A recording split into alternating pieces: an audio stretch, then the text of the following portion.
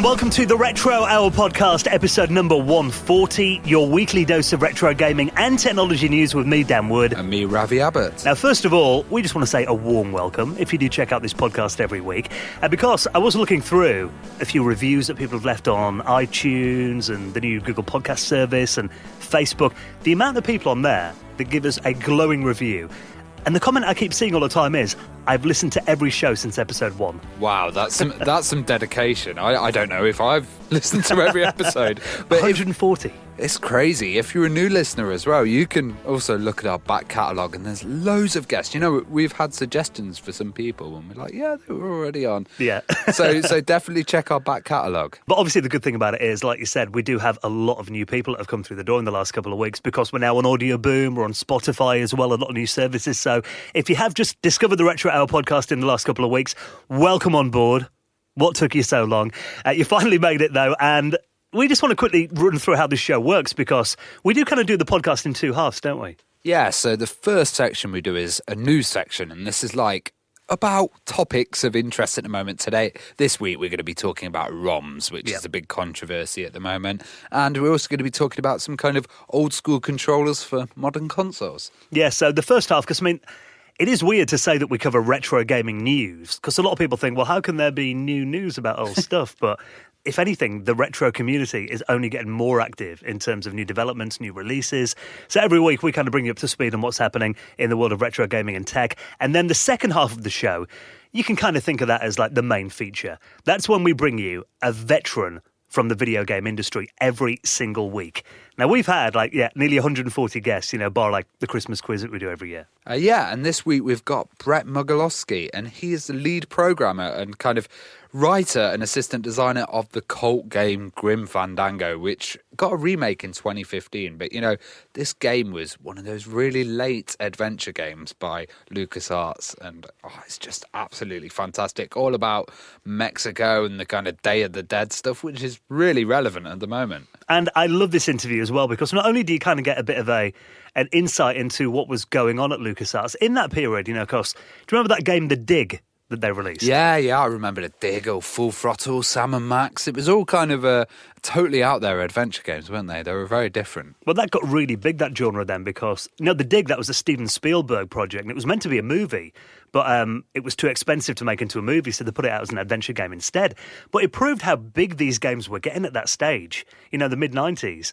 I even remember before that, getting Monkey Island 2 on 15 floppy disks. It was ridiculous. Totally, and there was that transition between 3D and 2D, and games like Simon 3D really didn't do it well. But this game, absolutely fantastic transition over. And you'll even find out why. He is probably the world's biggest fan of Clippy in Microsoft Word. Yeah, there's some really good tools used in this development, unusual tools that you wouldn't usually think of. So Bret Mogilefsky is our special guest coming up on the Retro Hour podcast in around 15 minutes from now.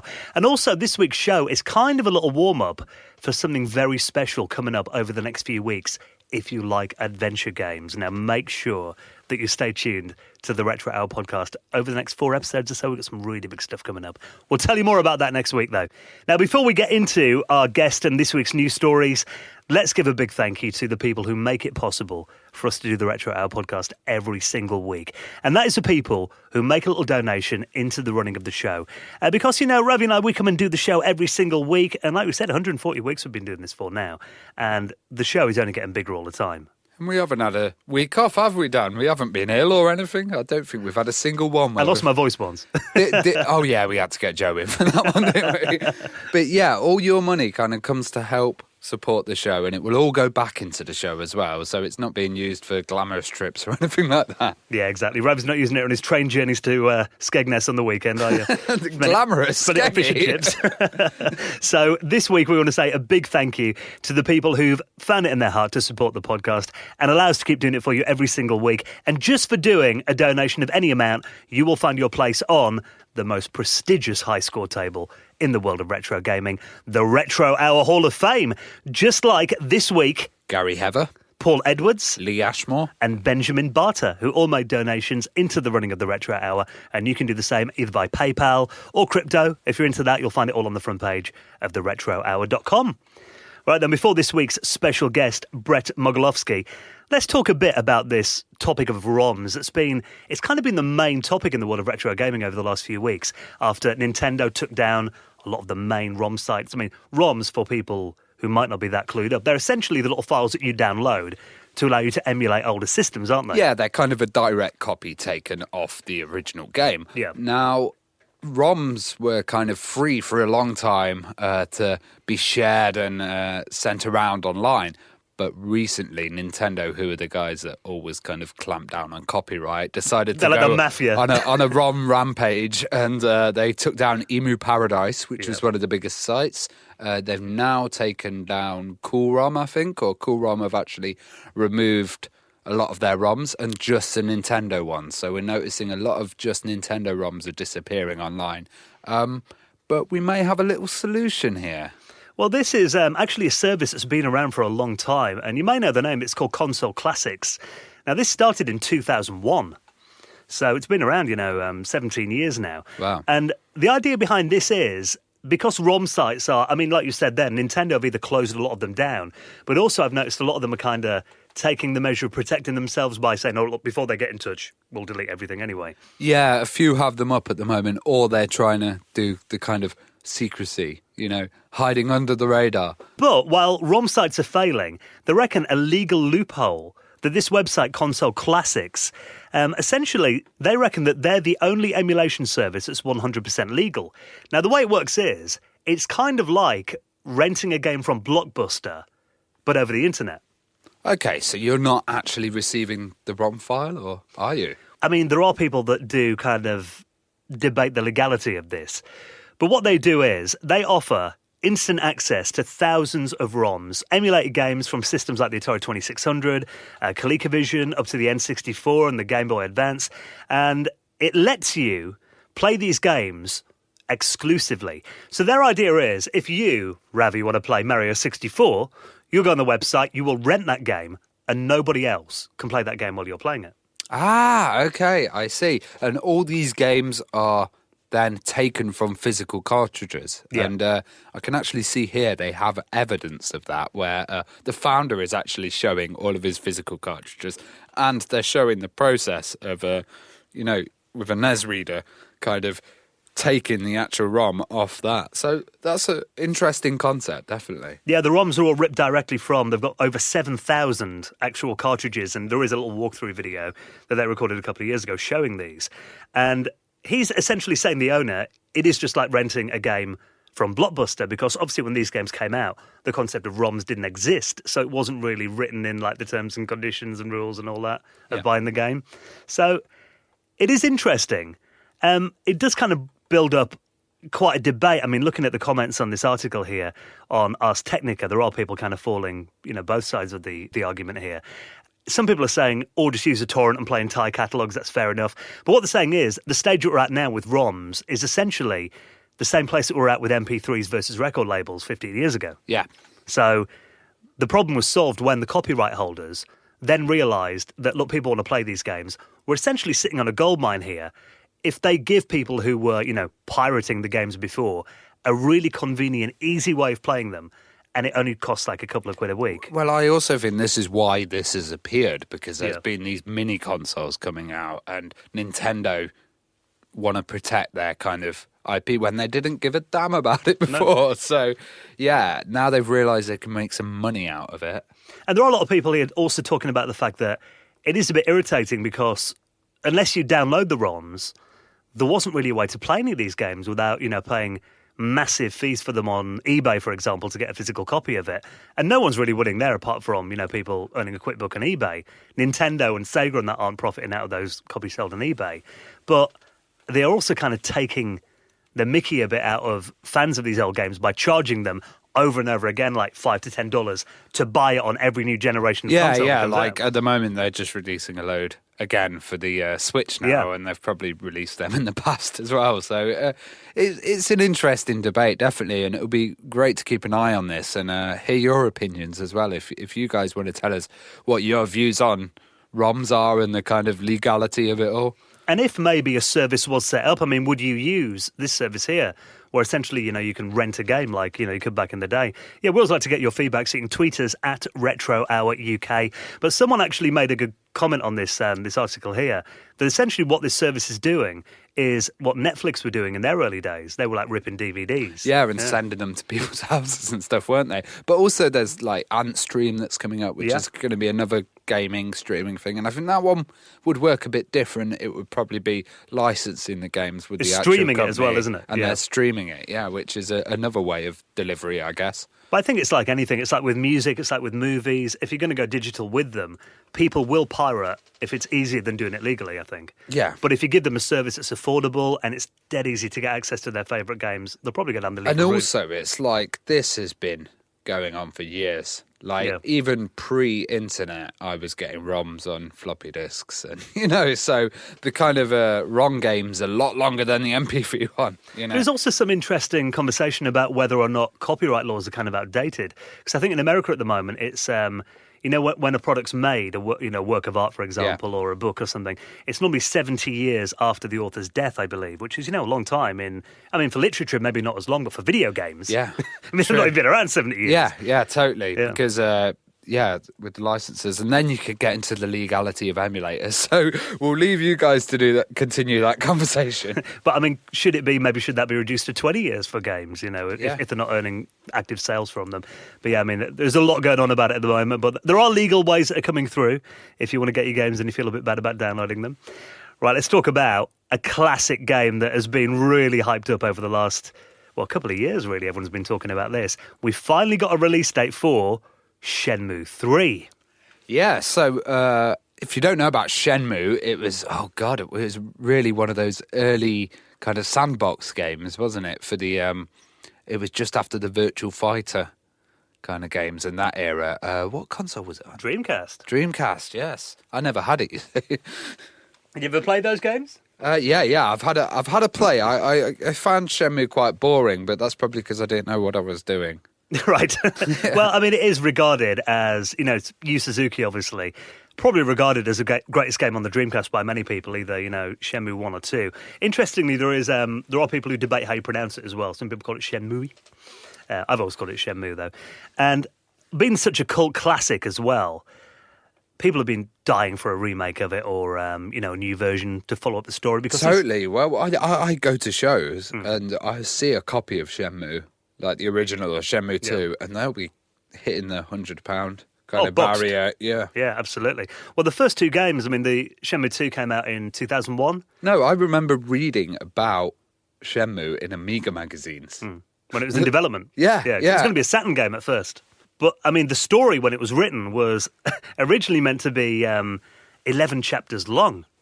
So that's a lot to fit, that story to fit into a couple of video games. But then, originally they planned these two games, but they had so much of the story, they couldn't fit it all into those two, and fans have been crying out for a third part for like 15 years. And then there was a Kickstarter that ran a couple of years back, it got funded, but everyone's been like, well, when's it coming out then? So we finally got a date, and it is going to be, unfortunately, got about a year to wait, August 27th, 2019. Okay, well, I was watching a really cool talk, and I suggest you all watch this, which was the kind of launch talk with Adam Karillik, and he was doing it in America, so it's on his channel at the moment, and he was talking about how he's actually visited the locations of Shenmue, and there's certain stuff, like there's a guy just eating burgers in the computer game. He says that is an actual local resident in that area of Japan that sits there and eats burgers. So it's really cool to kind of look at that talk if you want to know more about the history.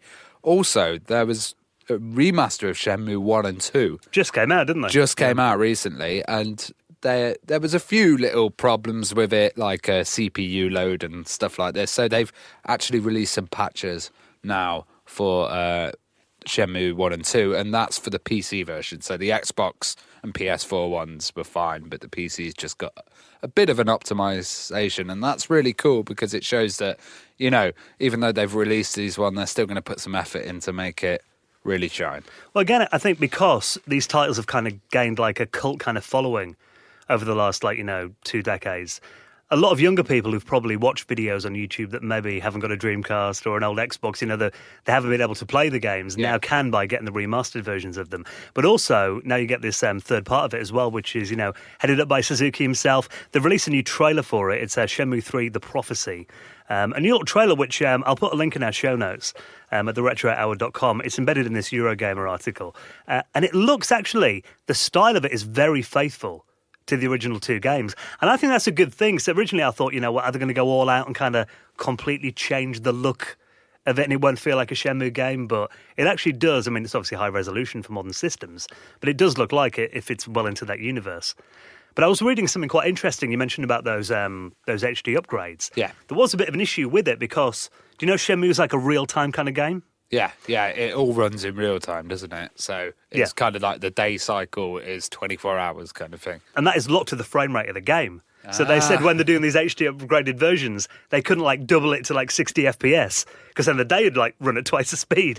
So that was one of the issues they had with doing the upscale versions. And I guess with 3 though, they don't need to use any of the original assets or anything. They just go straight for a new version, new engine and everything. Yeah, but I know a lot of people have been very excited about it. So, I mean, look, you got a year to wait for it, but, we have waited 17 years anyway. What's another 12 months? Now, let's talk about something a little bit random.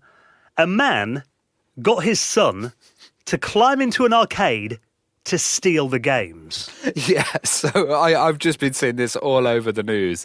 And it's one of those Keymaster arcades, the ones where you have to kind of select the key and then pull it out this little section. And they're quite big arcade units. Well, in this video, this guy gets his, I don't know if it's his son or someone else's kid, basically gets the kid, puts him inside the arcade unit. The kid goes inside the arcade unit, picks out a prize, and then returns it to him.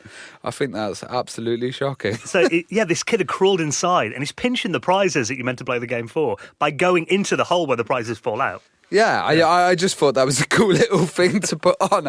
It's not very cool. It's very dangerous and naughty, but wow. Well, the police are looking for this guy at the moment. I wonder what the prize was. That he was that desperate to get it. From my experience, when I've seen those, they're not the best prizes in the world, are they? They're kind of the things you get from those ticket machines, aren't they, normally? Yeah, and someone's filmed it as well, so it's been put online, and what a silly guy. Do you remember that episode of the IT Crowd where Moss wants to get exactly what it reminded me of. I could just imagine. Oh, an iPhone! He's in there all night. Yeah, that's the first thing I thought when he sent me this video. Now, before we get into our chat with Bret Mogilefsky, let's talk a bit about the Nintendo Switch. I know we do cover it quite a bit in this show, and it is a modern system, but there is a lot of good retro stuff on there as well. Today, actually, the time we're recording this, Nintendo's online service is about to launch in about an hour. And that's going to bring with it a lot of original NES games that you can play on there. I think pricing's actually not that bad. Yeah, start charging for it. I think it's $20 a year. For the I just hope they introduce the virtual console because then we can hack it and run GameCube stuff on it. Well, as soon as it launches, you're going to be able to play Dr. Mario, Mario Brothers 1, 2 and 3, Donkey Kong, Legend of Zelda, Double Dragon. So quite a lot of the original NES catalogue. But playing it with the little Joy-Cons, probably not that much fun. No, you want a classic controller, don't you? Well... They've just released a NES-style one, and these are actually really cool. Unlike other controllers I've seen for the Switch, these slide into the side. They replace the Joy-Cons. They're actually, official. Yes, so Nintendo have made these, and they're releasing them as a pack of 2. Like you said, they do slot on the side of the console, but I don't think you can use them as, a replacement for the Joy-Con. They haven't got, the motion controls and all that in there. No, but they fit, don't they? Yeah, they can. To charge them up, you can put them on there. But what's really cool is, I mean, you do get a pack of 2. Some people are complaining that at $60 are a bit expensive, but I think for 2 controllers that are wireless and rechargeable... Oh, yeah, no, I think that's quite good. It depends how they feel as well. If they feel light and plasticky and stuff, then, yeah, maybe not. But I wouldn't expect Nintendo to do that. Yeah, I mean, they've got enough experience making those controllers. You'd imagine if anyone can do it and make it, feel authentic, it would be them. But I also do like the fact that they are wireless because obviously on the NES Mini they were wired, weren't they? Oh, yeah. That's probably, that's fantastic. And they've got shoulder buttons, though, apparently. Oh. Which is a bit weird. So I'm not sure what use that will have. I'm sure some people will find them. But that is really cool, because if you're going to play those original games, I mean, we had a conversation about it last week, didn't we? About, how important it often is to have the right controller that the game was designed for. Yeah, totally. Like, at the moment, I've kind of been emulating stuff, and I've just found for the Wii U, I've been emulating GameCube games, and it's hard to play it on the Wii U Pro Pad. But I just found an adapter where you can actually put it in the Wii U and play original GameCube controllers, and feeling the original controllers with the kind of original game is really what you want. Yeah, and I think having this controller available, if you're going to play those old NES games, it's like, I think it's a no-brainer, isn't it? Everyone's going to go out and buy those. I've looked at them. I've got a NES, an original. I want them. Yeah, and also they've been massively copied by everyone, haven't they, at the moment? So it's about time Nintendo did one themselves. Well, didn't we cover that last year? Wasn't it like the trademark's kind of expired for them now? Yeah, so anyone can make them? For the D-pad, wasn't it? So. Yeah, so, but, if you want a quality one, there are a lot of clones around, but, hopefully Nintendo are going to do a good job. I imagine they will. So if you want to find out more about that and all the stories that we've talked about in this week's show, you can get them all at theretrohour.com. Please do keep your nice reviews coming in on your favourite podcast client of choice. A little 4 or 5 star is always appreciated. Yeah, and join us on Discord as well. We've always got a good conversation going on there. And tweet. Yeah, you've been tweeting quite a lot on there recently. I know last week we're in Cambridge, weren't we, for the Retro Computer Festival at the Computer Centre. So good. Teletype machines. You could tweet a teletype machine and it would print it out. Old school style. And I was just sitting there completely nerding out on this Silicon Graphics workstation. You had to drag me off it in the end, I think, didn't you? Yeah, you were like, the N64 was based on this machine. Yeah, so, I mean, if you want to have a look on Twitter, we took a load of pictures actually that weekend. Let's have a little scroll back at Retro Hour UK. Same address if you want to tweet us and say hi as well. Maybe any news stories you'd like us to cover next week, as we will have more news in next week's podcast, and there's something very special over the next few weeks if you love adventure games. Make sure you hang around for that. Now, speaking of adventure games, time to get into this week's special guest. I'll chat with the assistant designer of the legendary Grim Fandango, lead programmer, writer, all these stories about LucasArts. This is such a good one. Our special guest this week is Bret Mogilefsky. You're listening to the Retro Hour podcast, and it is time for the main event, this week's very special guest. Welcome to the show, Bret Mogilefsky. Thank you so much for coming on. Thank you for having me. Happy to be here. Now, before we get into your stories about your time at Lucasfilm Games, and we've got some really interesting stuff that we want to go through with you. I mean, it's always nice to get a bit of a background on our guests and find out where it all began for you.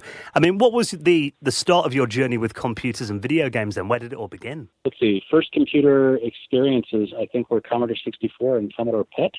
We had a Commodore PET in our classroom at school. One of the first things they introduced us to was a game, of course. It was called like Miser or Miser House or something like that. And it was basically a text adventure. And so that was my earliest experience, was the teacher at the front of the room saying, reading the description of you're in front of a house and there's a doormat and what do you do? And then taking suggestions from the class as to what to do, and us all kind of interacting with it. And then, a couple summer courses of teaching, of learning BASIC on the Commodore PET. And then I had a Commodore 64, my elderly grandfather in Wales. Believe it or not, this elderly grandfather was like, I hate paying for postage and I hate how long it takes to send letters to my kids, and I hate paying for long-distance calls. So I'm going to get my grandkids this Commodore 64. I'm going to mail it to them with a modem, and I'm going to have a modem on my side set up, and I'm going to have them dial from their modem to my modem during certain hours, and we'll initiate a file transfer of our letters to each other.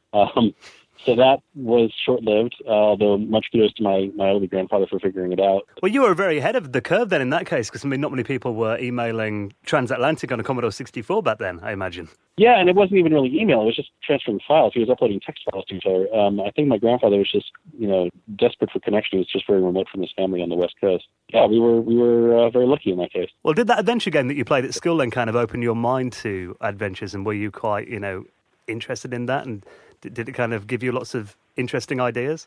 Oh yeah, I loved adventure games, and actually, I think one of the first things I ever tried to write in BASIC was my own adventure game. And of course, I had no idea. I knew how flow control worked, but I didn't know how to store any state. And so, you'd walk through a room and you do something, and you walk out, and you walk back in, and then it's all reset. And I didn't really understand what I was doing at the time, but it was the first thing I think I ever tried to program. And of course, during that time, a lot of adventure games were popular. Some even on the C64. I played the Polarium, maybe, I think it was, Fahrenheit 451 game, which is dramatically underrated, terrific old school adventure game. Had sort of static, one sort of evocative graphic on screen to help you understand where you were, and then mostly text adventure from there. Yeah, early text adventures were it for me. I mean, I played everything. I played Amnesia. I played, as many Infocom games as you could name. I was all over those. I mean, obviously I played, other things that were, more video game like Ghostbusters and things like that. I think we had an Atari and a ColecoVision before that. But for me, it was always about adventure games. Did you play a lot of Lucasfilm games yourself as a child, and were any your favourite? Yeah, so actually, I went through a period where we had the Commodore 64, and then my father had a IBM PC Junior clone for his business. He was just running a single spreadsheet on it, but whenever he wasn't using it, my brother and I were playing Wizardry on it. I got to the point where, by my teenage years, we'd moved, and I had got to the point where I was, okay, I got to build my own PC. Around that time, there was sort of a mix between the Commodore level stuff and the PC level stuff. I was playing a lot of LucasArts adventure games. I loved Maniac Mansion. That was terrific. I loved the sort of non-linearity of it, that you could pick different characters and have things work. I did not appreciate the pixel hunt, but nobody did at that time. But I thought it was just amazing. I did a lot of other sort of Sierra stuff around that time, but the LucasArts stuff was just, the humor was always there, and the sort of they hadn't quite got to the no dying part at that point. There's lots of ways to die in Maniac Mansion, but they were getting there. And so I played Maniac Mansion. I played Zack McCracken, which I quite loved, and I finished. And it was around that time that I was looking for summer jobs, and that's when I first kind of had the idea that I could potentially work in the game industry. Actually, I didn't even have that idea. It was my brother. My brother is 5 years older than me. He was finishing film school and didn't want to work in LA, which is really kind of crazy to finish film school and not work in LA. But he was looking at at Lucasfilm, and they're up in the Bay Area, San Francisco Bay Area, closer to where I lived. Yeah. And he called a job hotline, which, because there's no internet at that point, so you call job hotlines if the companies are interested, and you listen. And they were going on the list of things, and there was nothing for him, but he heard tester in our new computer games division. And he said, well, my brother plays all kinds of games, and he lives near there, so maybe he's interested. So thanks to my brother mentioning that to me, I ended up making what you might call a resume, but for a kid who's 15 in high school, the resume consisted of, here's all the games I finished. And it was quite a list of games at that point, because I was a big gamer, but I was definitely able to list the Lucasfilm games at the top. I think I'd already played Loom at that point, too. So I had Loom, Zack McCracken, Maniac Mansion. And miraculously, in the nascent computer game industry at the time, that was enough to get me an interview as a tester on a game group. It must have kind of felt like the dream job, kind of turning up at a games company where you'd loved playing these games. What was the atmosphere like at that time? Well, it definitely was a dream job. It was a little terrifying because I hadn't really applied for any job at that point. And I was very interested in it, obviously, but I had no idea if they would hire a kid my age. I just got my driver's permit. I had to drive across the Bay Area, and you kind of drive up to at this time, Lucasfilm Games was on Skywalker Ranch, which is George Lucas's sort of retreat where he did a lot of post-production film work, or the pre- or post-production film work on this ranch up in the hills. And so I kind of drove through all these hills, and you end up on this sort of back, very rural highway like you'd see in a car commercial, and then 5656 Lucas Valley Road, not named for George Lucas, it just happened to be Lucas Valley. And you ring at the gate, it's very nondescript, and somebody says, who's there? And you say, I'm here for an interview, and the gate opens. And then you're suddenly seeing fire trucks that say Skywalker Ranch on them, and you're seeing this old ranch house and all these things around. So it was really kind of surreal because, there were legends of Skywalker Ranch at that time of people going there for trick-or-treating and coming away with props from movies and things. And so it was kind of legendary and very intimidating. Imagine also this is my first real job interview, and I'm wearing the nicest clothes I have, which is what a 15-year-old would wear to a dance in the 80s, maybe. And so I drove up on the ranch, and, it's just kind of very laid-back atmosphere. I parked, there was they had a bunch of houses at the ranch, and it was designed to look like it had always been there. So, there's the main house and the stable house and the gatehouse and things like that. But realistically, the stable house, which is where, you would expect in the sort of faux history of the ranch, was where people parked their horse and carriage, was actually over a parking garage. You go underground, it's a modern parking garage. But above ground, it looks like, an old stable. And then, somebody took me in, and they said, oh, you're going to meet over, I think it's Creek House or something like that. That's where Games is. And games at that time, Lucasfilm Games is they're kind of squatting in the shadow of this burgeoning Star Wars empire. And so it's this kind of wacky group of people. This is all the early people, the David Foxes and the Brian Moriartys and so on, kind of being turned loose to do new things with computer games while the rest of the company is thinking about Star Wars and film and ILM and so on. So I turned up on this building, which is where they had the testing group. And it's literally like one big room full of people, a bunch of computers and falling all over the place. And two people there, Judith Lucero and Kirk Ralston, interviewed me. And they took me out on the deck. They're wearing, like shorts like they just came from the beach and sunglasses. And I'm, sweating in my leather tie, skinny leather tie and my button-up shirt. They just started interviewing me, and they just very casual, very sort of laid back. Clearly they were relaxed and having a good time, and working in this sort of weird, ideal environment. And they asked me questions. They said, what do you like about these games? How long does it take you to play them? How do you approach them? Have you ever found any bugs? Have you ever played any bar games? Which parts were good or bad? Pretty much for a kid who was into games, that's kind of the ideal interview. So although I was nervous, opened up pretty quickly, and they said, even in that interview, they're like, okay, so should we put him on Monkey? And I didn't know what Monkey was at that time, but I found out very quickly that was the secret of Monkey Island, which I hadn't heard of before. So when they were interviewing me, they were initially interviewing because they were expanding the testing group because Monkey Island had just come on the scene. Well, testing Monkey Island and kind of Indiana Jones games, it must have blown your mind seeing these for the first time. Did you realise they would become massively global hits like they were? No. I knew that Indiana Jones obviously has a lot of brand cachet, and already I knew that would be popular. And I played Last Crusade, and I knew that, the adventure games were getting better and better.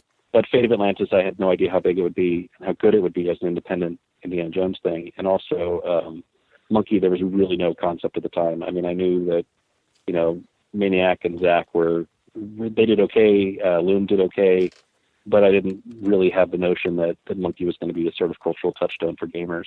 That was certainly new to me, although, as soon as I started playing it, it felt different. It felt just so much more sort of free, like it was struggling less with the technology, and it was more just able to kind of say what it needed to say and be what it needed to be, and just so much more easygoing in terms of the character, just dialogues and things like that. But at the same time, there were all kinds of crazy things going on there, with sort of very much more tactical games like Battle of Britain and Secret Weapons of the Luftwaffe, which were, really pushing bleeding edge on 3D simulation at that point. So there's a lot of stuff going on all at once. The other thing is that when I saw these games, they don't arrive complete, and to be a tester in games, you have to really, you have to treat games almost like breaking the game is the puzzle, that is the game, because you're going to be playing a game that's incomplete and broken. And if you've ever been annoyed with a bug in a game that made you restart, well, when you test games, you're going to be restarting 50 times a day, and you're probably going to rush right back to the place where you were and try and reproduce the bug that made it crash. So there's when you approach these games, they're not necessarily in the sort of immaculate shape that you would expect. And there's a lot of placeholder art and things just not wired up. And sometimes you're like, okay, is this a bug or is it just because they haven't done this part yet? So as a tester, you're kind of first to the gate. You get a look at a game in a fairly rudimentary and raw form. So yeah, I don't know that I knew that Monkey was going to be big. I knew that it was going to be the best adventure game yet. There's no question, but it was still very incomplete. Like sword fighting insults weren't in. You couldn't get past the first island, things like that. Testing adventure games as well. There's that many different options in them as well. I imagine you must have to test everything like 4 to 5 times, and every bit of dialogue had to be tested out as well. There's quite a lot to do there. Yeah, and sometimes it's also doing things in different order. And sometimes it's just noticing things that are off and then sort of pulling on the thread until you find something that's like, oh, man, I just fell through the floor. Like, this is obviously thinly covered, and they didn't think of doing this. A lot of things with adventure games where it's like you try interactions that aren't there, and a lot of your bugs are like, there's obviously something to be said here. Like, why isn't there a joke here, or why isn't he referring back to this thing? Instead of getting with the sort of generic response of I can't do that, which in adventure games, everything you try should get custom response if at all possible. So there's a lot of our bugs there that we would file would be around. There's things they hadn't thought to try, and sometimes those would lead to, an actual animation or something going in there. For Indiana Jones and the Fate of Atlantis, which I also started testing immediately when I came in, I'm actually kind of really proud of that one, because that one I was the only tester on it for a long time, and they at LucasArts, Lucasfilm Games. I keep saying LucasArts because I was at LucasArts for so long, but at this point it was Lucasfilm Games. Yeah. They had they had bug classes A, B, C, D, E, and A is like a crash. It's obviously crashed, and the game is over, and you have to restart. B is ugly, and it's obvious it's a bug, but the game didn't crash. C is, you might notice this is a bug. D is design, like a problem with design or the way it's put together, and E is suggestion. And I'm sure the programmers didn't appreciate this, but I put in ridiculous numbers of D and E bugs for Fate of Atlantis, which are, trying to make it a little bit more rooted in the Indiana Jones universe and, things you could try, or especially in the opening scenes when that's all I had to play, where it's like, is this just a random person or is this Indiana Jones? What am I playing here? So there's a lot of input as a tester at that point, which I think is maybe not a thing in the industry as much now. Games are such large productions that you have these large testing staffs and large development staffs, and they tend to be on different floors and very separate. And by the time something's reaching testing, it's already, in a pretty playable state because of the investment there. But at this point, it was, games are still very, they're made by groups of 10 people and, 10 testers that test everything. Well, one of my favorite stories, I think, that really elaborates what it's like to be a tester at that point was, my friend put in a bug, a colleague there, he said, he was testing Monkey 2 at the time. He said, if I pick up the spit twice, I get 2 spits in my inventory, and that shouldn't be possible. That's a B bug or a C bug. Like maybe you don't know what that is. But then he amends the report and says, if you pick up 256 spits, the game crashes. Now it's an A bug because I've crashed the game. And that to me is like, that is the exemplary of like the tester mindset of like, okay, I'm going to push on the borders of this and like, where does it fall apart? That's the kind of thing that we were doing at that point. Well, you mentioned there that it was Lucasfilm Games originally, and later on you went to join when it was LucasArts. Did you see much of George Lucas at this point? And did he have many interests in gaming, or was he kind of wrapped up with Star Wars? Well, I mean, when I started Lucasfilm Games, they just moved off of Skywalker Ranch. Between my interview and actually starting the job, I never got to work on the ranch, but moved on to the same sort of office park as Industrial Light and Magic.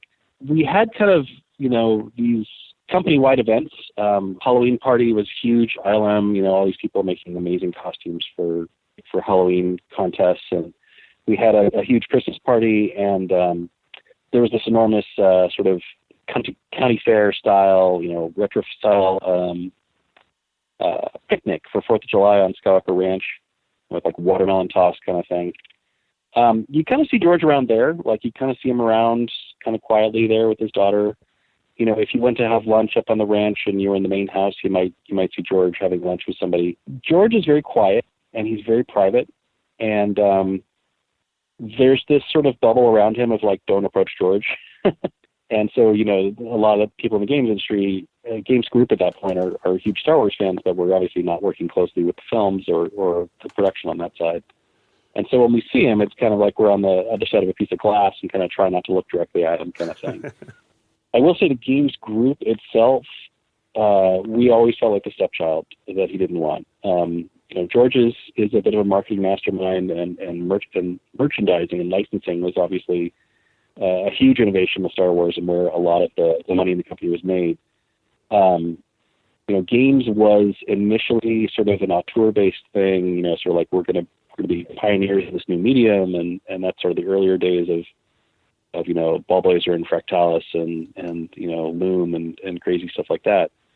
But over time, as the game industry developed, he was looking at it more as an adjunct to his other properties. So while I was there, between Lucasfilm Games and LucasArts Games, I had gone away to college and come back. And, games had become, at the time I'd come back, in the meantime, there'd been like, Day of the Tentacle and Full Throttle and The Dig, Sam and Max, all those adventure games. And so, those are all very creative and unique and interesting games.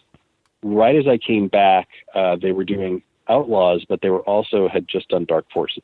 And so Dark Forces, I think, kind of broke open the notion that, like, hey, if you combine this sort of gaming, know-how with this licensing, you get something, there's an appetite for that hasn't been there. I mean, obviously they've done things like, whatever, the Star Wars or Empire Nintendo games or Atari games, things like that, but they weren't quite at that level. And Dark Forces really as a sort of technical leading edge thing, I think maybe opened their eyes to the idea that they were underutilizing the games group to focus the film properties and extend them. So there definitely came a point in time where it felt like, okay, now George is looking at us as like, why aren't you making Indiana Jones games? Why aren't you making Star Wars games? Well, Bret, let's talk about Grim Fandango. When did you first hear about it, and what were the inspirations for that game? So Grim Fandango, it's interesting. I kept in touch with some people through college, and I was coming back. I visited people in the testing group periodically. I did know Tim Schafer from his time when he was working on Monkey Island, when I was there in high school and early college. So I was visiting, and I saw him in the parking lot, and he asked me how I was doing, and he saw that I had some ridiculous electronics project in my back seat. I was going to college at the time, and he's like, hey, so, you learned the program? I said, yeah. He said, well, you should apply. Why not? I was like, well, I don't know, whatever. I was very shy about it, but I think that encouragement helps, the notion that, hey, like having, knowing how games are made as a tester and now being a programmer, maybe this is a thing I could do. So I applied, and I was interviewed by a bunch of people who were working on Jedi Knight, who were working on Outlaws, and people who were about to work on Grim Fandango. And the interview process itself was interesting, but I kind of got a sense of the flavor of each team. And the Outlaws team was actually very attractive just in terms of the tech they were doing and their approach. But ultimately, I was there for adventure games. That's what I loved. So when I came in, they gave me a little bit of a choice, but I was kind of already earmarked for Tim's team. And they just, at that point, it wasn't called Grim Fandango. It was called Tim's Dead Game, because it was Tim's game about the Day of the Dead. And it didn't have a name. It had I believe like a 5-page story treatment, which was basically, it wasn't even a story. It was Tim talking about like, I'm going to make a game, and it's going to be based on Day of the Dead and like Big Daddy Roth hot rod stuff. And you're going to be Death, but Death is a salesman. And it's more Glenn Ross and like all this kind of mishmash of the stuff.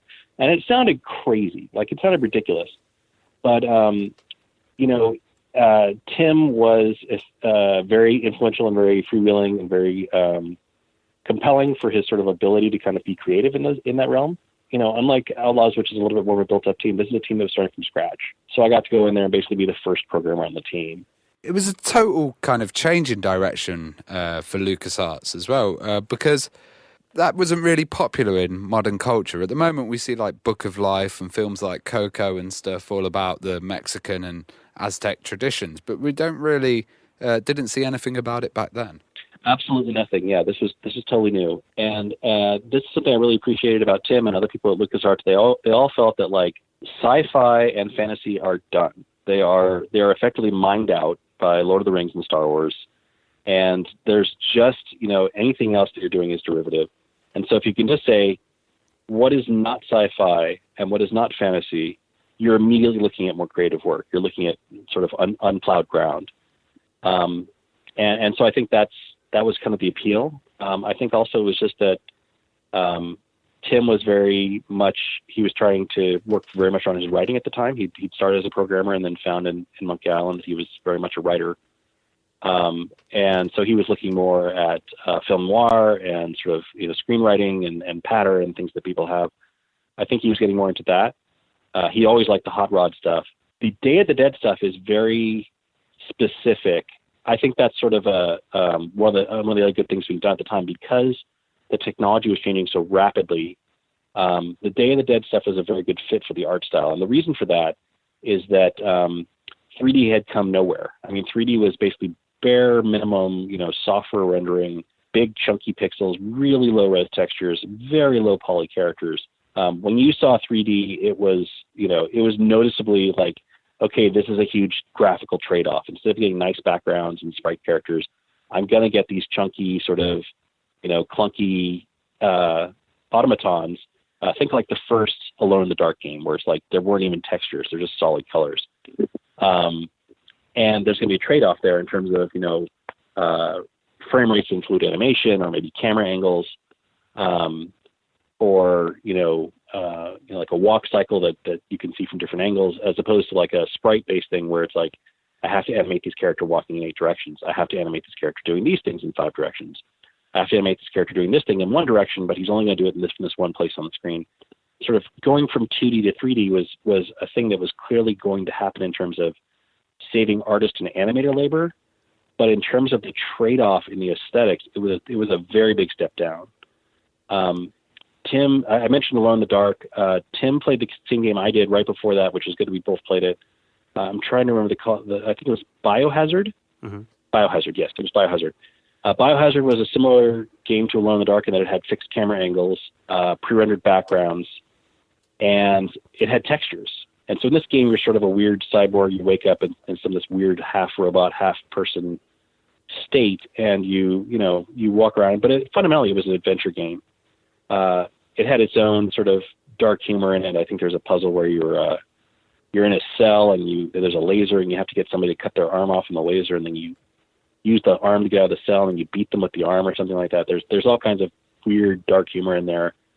But it was a game where you're watching this character, all these characters kind of walk around in they're kind of laborious, very low poly things. They look like cardboard boxes, strung, cardboard box man, and with these low poly textures, low res textures over them. Honestly, it looked very much like Minecraft looks now to some extent, except that the artists were really not looking for the retro aesthetic. They were trying to make use of every polygon they could. So if you have a budget of 130 polygons, what does your character look like?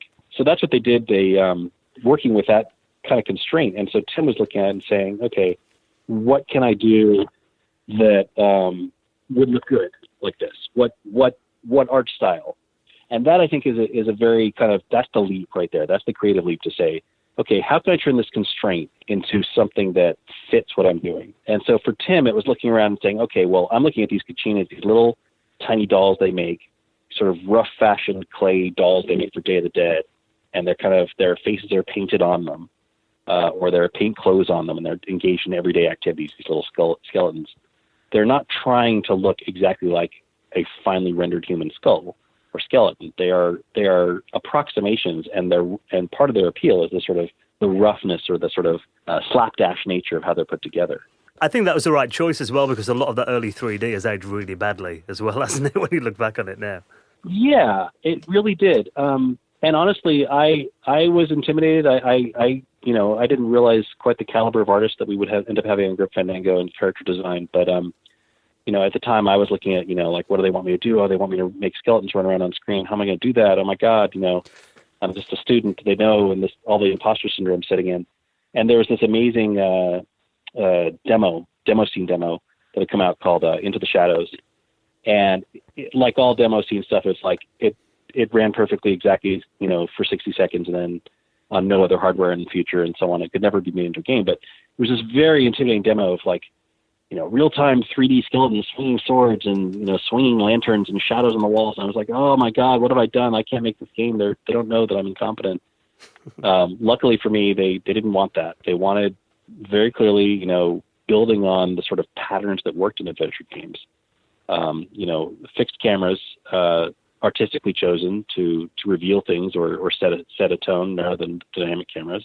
Canned animations for specific actions for feedback. When you do a puzzle, when you do the right thing, you need to see that feedback, whether that feedback is a specific line being chosen or an animation playing or things like that.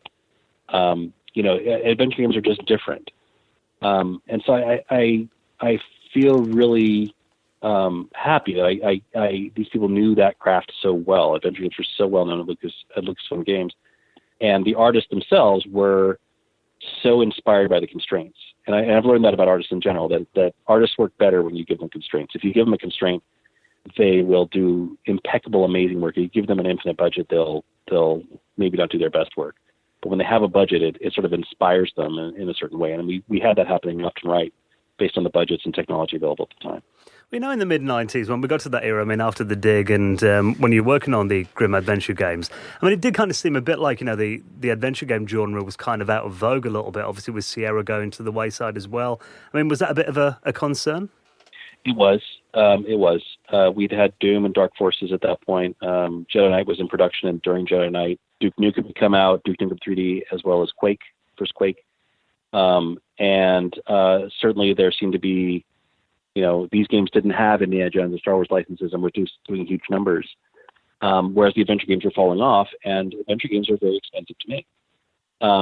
In those days, the adventure games were seen as more of a large investment because it's a lot of canned sequences that only get used once. So if you have a custom animation that only gets played once in the course of a large game, you have a lot of puzzles, hundreds of puzzles, and each one involves hundreds of animations that are custom and special for those puzzles, as opposed to an FPS where you basically need to be like crouch, shoot, look up, look down, look left, look right, and you can make that, dynamic. You don't have to animate it advance necessarily. You might have a few custom animations for swinging a lightsaber or something like that, but then as long as you can blend them with a run, you've got run and swing the lightsaber. That was what was happening in Jedi Knight. So these games are much more cost effective to make at that point, and they're selling well. So at that point, if you're a game developer, a game publisher, like Lucasfilm Games, and you're looking at like, well, here's these things we make. They're critical darlings. We love them, but they don't sell at those numbers, and they're very expensive to make. And they're just not in vogue. So, it was definitely, we were in the tail end of the sort of the height of adventure games. Also, like the Mists and the Rivens of the world were happening then, and they were, ridiculously expensive to render all that. But then the interactivity was really low. It just seemed like the wrong direction. It became more of the more that puzzle games became about abstractions like Seventh Guest style, like you're just going to go into a room and here's a puzzle to solve, as opposed to like they're narratively driven or glued into a world. It just seemed to be going the wrong way. Well, for about 10 years, LucasArts games have been using the Scum engine, and the Scum engine kind of got modified to the point that it was used for Full Throttle and Sam & Max as well. Did people want you to use the Scum engine for Grim Fandango? They absolutely did. There was an assumption I would use the Scum engine. I actually, when I arrived, I went through what's called Scum University, which is kind of onboarding for people who are going to be, they're called Scumlets, people who work in the Scum tool set. I was onboarded just to kind of understand what those tools were and did, with the expectation that, hey, we'll be making some modifications to these tools to support 3D. There, at the time, there had already been a break where the early Scum crew had broken off to form Humongous Games. And there were kind of two people left who worked on Scum. The main person was Eric Wellmander, who was technically my boss, who I reported to as a new programmer.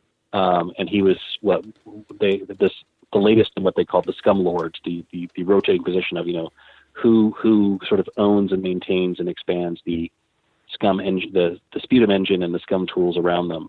And so they've been doing this for quite some time. They'd also been doing Mac work recently. So Aaron Giles was there as well. He was doing all kinds of work to port it across platforms. So it was this, at a time when game engines didn't really exist and every game was kind of bespoke, the adventure game engine and toolset for games at Lucasfilm had been refined, starting right back from Maniac Mansion. That DNA is right down, it's a hereditary line where each time it's like, okay, for this game, we're going to, double the size of our characters.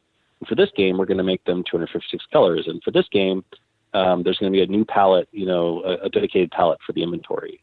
And for this game, we're going to have CD streamed audio for voices. So each game had been sort of adding a feature to this tool set, and then also the tools themselves had been like ported multiple places and so on. So it had been kind of field stripped and reassembled many times over the years. So yeah, there was absolutely from the outset an assumption that I was going to use the Scum toolset for Grim Fandango, and it was a foregone conclusion. I was also arriving shortly after several people had tried something different, and it had gone very poorly. One was something called Story Droid, which was created as part of the X-Wing and TIE Fighter games. Story Droid was supposedly going to be, the engine for driving all these sort of cutscenes in between the missions, and it was going to be, better for all this stuff. And it really fell down. If you go back and look, those cutscenes between those missions, if it's not the remaster ones, they aged incredibly poorly. Very, very little animation on screen. It was a disaster as far as I can tell. It was not right. I mean, the technology in those games was in the flight simulation, and that was terrific. That's what Totally Games was really good at. But the Story Droid part kind of fell apart. The other thing that happened was coming off of Full Throttle and Rebel Assault. So Rebel Assault had this streaming engine. It was very much built for the CD-ROM era. and then bringing that into Full Throttle and thinking, okay, well, we're going to bring in these streaming backgrounds for Ben Throttle, driving around on these highways. And so they'd kind of broken apart pieces of the Rebel Assault engine and were mashing that together with the Scum engine. It had basically broken the team, trying to make all this stuff work. And it was technically very difficult to pull off and mash these things together. Source of a lot of bugs and a lot of heartache, a lot of effort expended on it. Developing the Grime engine, what were your greatest challenges kind of doing that? So the greatest challenge was actually the scripting language.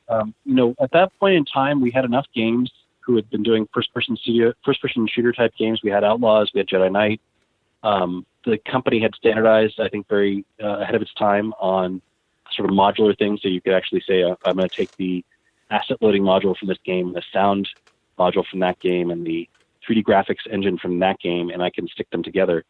I, as a person kind of standing on the shoulders of giants, making these components of these other games, was able to take things like, okay, there's a library from this game that will render, take a font and render text on the screen in whatever color and shape I want. Hey, that's great. I can make characters talk now, like a adventure game. That one will play sounds. This one will rotate through sprites. That one will load up a 3D character and play an animation on it. I had been really struggling with the Scum engine of, how do I bring 3D into this world? Everything is like because it was so ported around, there's a lot of fixed point math in it for lower bit platforms. I couldn't get floating point in there easily. The camera system, there was no notion of 3D there. Everything was 2D screen-based stuff.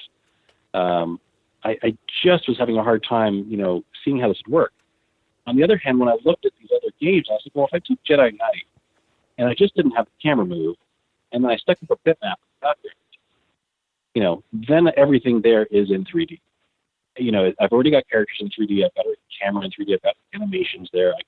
The engine can already play sounds. It can iterate through sprites. That's most of an adventure game, right? And that was a demo I did. I kind of wanted to show like all the key elements that we need on screen at the same time. So I basically did that. I took an empty Jedi Knight engine, and I stripped out a few pieces, and I added a font engine and something, and I think asset loading from Outlaws. And I said, okay, here's a demo of Ben, the bulldog from Full Throttle animating on screen along with the character, playing an animation, and then you can hit a button and some text will appear above the character's head, and there's a background. Great. So now I've proven that I technically have the ability to do all those things, even though I have no idea what bits are being pushed on a PC graphics card to make those happen. I, as a programmer, now have that running as a test, as a demo. And that went a long way with Tim. But fundamentally, we're like, okay, so are we going to keep the Scum language, the language interpreter? Because we need to, this is, again, a advanced method at that time. We need to program in a higher level language, right? We don't want to be bashing bits together to make Guybrush, make a crack about it, the banana picker. And so, we need a higher level language. We've all learned that in Scum, that that's the most productive way to be. You want to be able to say actor X, watch position Y, turn to the camera, say position, say line Z, and then play this funny animation. You want to be that productive and not have that be a 3-week chore. So the biggest part was actually the scripting language. And that was something where I was looking at Scum again, and it was like, well, can I pull this away? Can I pull the language interpreter away from the rest of the engine? And it was proving fairly difficult to extract because it wasn't very modular at that point. And again, the language itself had difficulty representing numbers, fixed point numbers again, where I knew that you would have to refer to things like walk to position, X, Y, Z, where those were floating point locations in the world. And it was going to be really difficult to do. So I was like, okay, I got to write my own language. How am I going to do this? And this is, at least it was a tractable problem for me, because coming from university, I'd written, lexers and parsers and the interpreters for languages. So I kind of got that. But it was still the kind of thing where it's like, do you want to do that from scratch just to make a game when there's something that already existed? Well, I've heard that apparently one of the the 90s most hated characters on computers, was actually involved in some of that innovation. Microsoft Clippy now, for those who don't remember, he was the paperclip that would pop up in the corner of Microsoft Word. Oh, it looks like you're writing a letter. Apparently, you used Clippy to develop the lip sync. Yes. Yes. So Clippy did not himself appear in Grim Fandango, but I am forever indebted to the unsung hordes of engineers at Microsoft that tried to make Clippy successful, because they inadvertently enabled a lot of success for me in Grim Fandango. We had this problem. So I'd made a tool for the artists in cutscenes, in the sort of pre-rendered scenes. The animators needed a tool for animating Manny's face textures as they were saying lines and so on. I'd made a tool for that, but we still had this problem with real-time lip sync in the game. The tradition in the Scum games was that they had a talk animation, a generic talk animation for every character. And if you look at it very carefully, the talk animation is the character saying the word watermelons over and over again. Watermelons, watermelons, watermelons. And the reason for that is that it puts your mouth through a range of shapes, and it kind of is, just a long enough cycle so it doesn't look very repetitive. And so if you have a character animated saying watermelons, watermelons, watermelons for the duration of a line, you don't think too much of it. Well, in 3D, and especially with the textures on Manny registering very well in terms of large faces and Glottis and other characters in the game, it doesn't work as well. Their heads flap a lot more, their mouths move a lot more. It doesn't look nearly as good. And so we decided that we wanted to try and do some sort of, a little bit more synchronization between their mouth and head positions and what they were saying. I should say it's a little bit more like Nightmare Before Christmas, as Manny animates. It's not just his textures animating; it's also he has a few different head shapes as well for when his jaw is extended and things like that. And so initially, I did a thing where I just took how loud is this sound? What's the frequency and amplitude of this line right now, and just sort of match the character to that. And it just looked like garbage. And I know a lot of games have tried it. I think Halo originally was going to try and do that as well. As players were talking, their characters in game would use the frequency and amplitude to change their face shape. It just doesn't look the same. When you're making a sound, it's not an instantaneous. What's the waveform in the audio form? What's there? What's the math? It's actually your face is made a shape to try and make that sound happen. And those are phonemes. There's 8,300 lines of dialogue, and I had to figure out, okay, how do I get phoneme data? Where am I going to get that? And I was kind of at a loss there and was about to give up. And then I was Googling around, early days of Google, so Google is hugely helpful. And I found that Microsoft Research had this stuff on phoneme recognition, which I thought sounded like the right thing. And there was a tool for taking a WAV file and taking the text that wave file represented. And they had a tool that would essentially try to insert phonetic markers at the right time code so that it would look like a character was saying those things. Where was this? It was in something called the Microsoft Agent SDK. The Microsoft Agent SDK was this elaborate, full API SDK for Windows for you to create what are called Microsoft Agents. And agents are what Clippy was. If you remember, you didn't just have Clippy. There's a dog as well? You could actually, there was a dog, there was a rocket, and there was Einstein. There were a few others, right? And so Microsoft had this idea that these things would be wildly successful, and that all kinds of programs would be coming up with new avatars for their products, and that all of them would have new things that those things need to do, which were not these base 5 animations of tapping on the screen or waiting for input or whatever, but they would want them to actually talk to the user and talk them through operations as their helper. And so they had made this elaborate SDK, this Agent SDK, that allowed you to create your own Einstein or dog or Clippy or rocket with custom animations that weren't those basic animations. And in particular, they had this thing for making your character actually talk. And this was, by the way, never used, as far as I could tell. Any product ever, the consumer reaction was so overwhelmingly bad to Clippy, nobody even talked about the other characters. And as far as I can tell, no company used this SDK to make any product ever.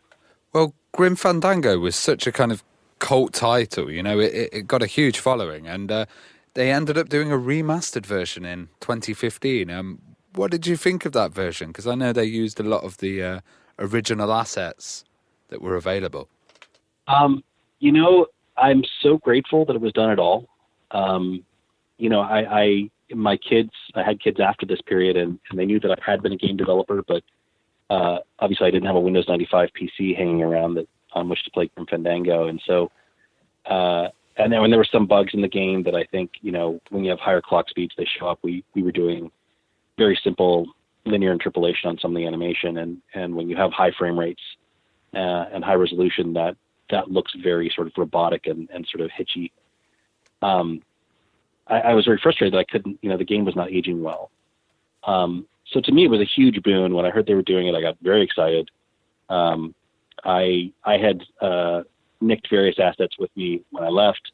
I had the code, which nobody else had. But, this is at the point LucasArts Games is no longer a thing. So this is Disney and Double Fine and PlayStation trying to mine all the assets together.